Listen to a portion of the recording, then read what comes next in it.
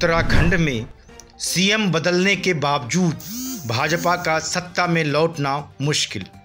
चुनावी सर्वे व राज्य का राजनीतिक इतिहास भी नकार रहा सत्ता वापसी। खंडूरी व निशंक मामले का हश्र देखकर भी नहीं लिया सबक। उत्तराखंड में भाजपा सत्ता में वापसी नहीं करेगी, जबकि उत्तर प्रदेश में भाजपा की वापसी की पूरी उम्मीद है। हालांकि उत्तराखंड के हालात को देखते हुए भाजपा ने मुख्यमंत्री बदलकर डैमेज कंट्रोल करने की भरसक कोशिश की है, लेकिन इसके बावजूद वहां हालात पार्टी के लिए अनुकूल नहीं दिख रही है।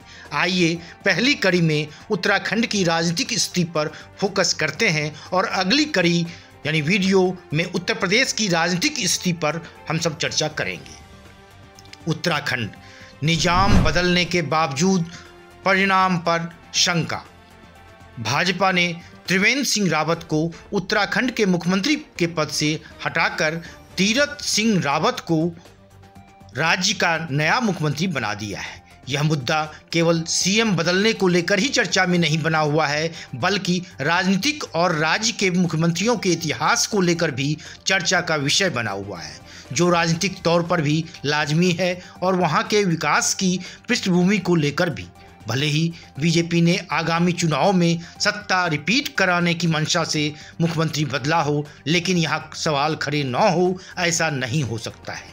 क्या केवल चेहरा बदलने से ही बीजेपी राज्य में अपेक्षाकृत परिणाम हासिल कर लेगी?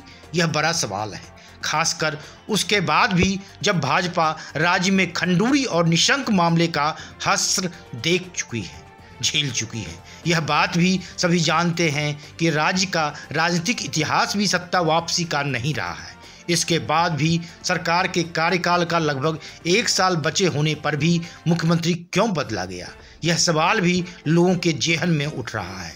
इस परिस्थिति में यह भी सवाल खड़ा होता है कि बचे हुए 1 साल में नया मुख्यमंत्री कौन सा तीर मार लेगा। वैसे त्रिवेंद्र सिंह रावत के कामकाज का आकलन बहुत समय पहले से ही हो रहा था। उनकी सरकार को सबसे सुस्त सरकारों में गिना जा रहा था, तो क्या ऐसा कदम उठाना ही था तो पहले नहीं उठाया जा सकता था, जिससे नए मुख्यमंत्री की भी अग्नि परीक्षा हो जाती। छोटे से अंतराल में नया मुख्यमंत्री काम करने के बजाय कम समय मिलने के बहाने ज़्यादा बनाएगा, पर यहाँ स्थितियाँ उससे भी अलग दिख रही हैं। नए मुख्यमंत्री तीरथ सिंह रावत काम पर फोकस करने के बजाय बयानबाजी में जुट गए हैं, वह भी तब जब उन पर भाजपा हाईकमान की उम्मीदों पर खरा उतरने का भारी दबाव है। महिलाओं की फटी जींस पर जिस तरह उनका बयान आया है वह निश्चित ही आहत करने वाला है। उनके इस बयान से राजनीतिक गलियारों से लेकर सोशल मीडिया पर उनके साथ साथ पार्टी की भी खूब छीछालेदर हो रही है। महिलाओं पर दिए बयान के बाद जिस तरह तीरथ सिंह रावत लोगों के निशाने पर आए हैं, उसका असर आगामी चुनाव में नहीं दिखेगा, इससे बिल्कुल भी इनकार नहीं किया जा सकता है। विपक्षी पार्टियां इसी को मुद्दा बनाकर चुनाव मैदान में उतरेंगी और निश्चित ही इसका उन्हें फायदा मिल सकता है। राज्य में जिस तरह के हालात बन रहे हैं, उससे यही लगता है कि राज्य में पिछला इतिहास बदलने के बजाय रिपीट ही होने वाला है। शायद त्रिवेंद्र की जगह तीरथ को मुख्यमंत्री बनाए जाने से ही इसके संकेत दिख रहे हैं। राज्य के वर्तमान राजनीतिक हालातों के बीच आए ABP सी वोटर के सर्वे से भी साफ तौर पर इस बात की तस्दीक होती है। दरअसल ABP सी वोटर सर्वे उत्तराखंड सरकार के 4 साल के कामकाज को लेकर किया गया है। आपको बता दें कि उत्तराखंड सरकार ने इसी 18 मार्च को 4 साल पूरे किए हैं। इस सर्वे में भाजपा को बड़ा झटका लगने की संभावना जताई गई है। बाकायदा राज्य में कांग्रेस की सरकार बनने की बात कही गई है।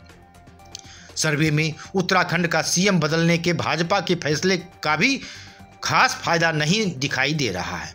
वोट प्रतिशत की बात की जाए तो सर्वे के मुताबिक अगर अभी विधानसभा चुनाव होते हैं तो कांग्रेस को 41, भाजपा को 38, BSP को 4, आम आदमी पार्टी को 9 और अन्य को 8% वोट मिलने की संभावना जताई गई है। अगर सीटों की बात की जाए तो उत्तराखंड में कुल 70 विधानसभा सीटें हैं। सर्वे में कांग्रेस को 32 से 38, भाजपा को 24 से 30, BSP को लगभग 0 से 6 और आप को 2 से 8 सीटें मिलने का अनुमान जताया गया है। राज्य में सीएम बदलने को लेकर भी लोगों की राय इस सर्वे में सामने आई है। 22% लोग तीरथ सिंह रावत को सीएम बनाए जाने से संतुष्ट नहीं हैं। ऐसे में जिस तरह आगामी विधानसभा चुनाव का वक्त कम बचा है, ऐसे में तीरथ चमत्कार कर पाएंगे ऐसा बिल्कुल भी नहीं लगता है। ऐसी परिस्थितियों में भाजपा हाईकमान द्वारा राज्य में उठाया गया कदम उसके ही गले की फांस बन सकता है।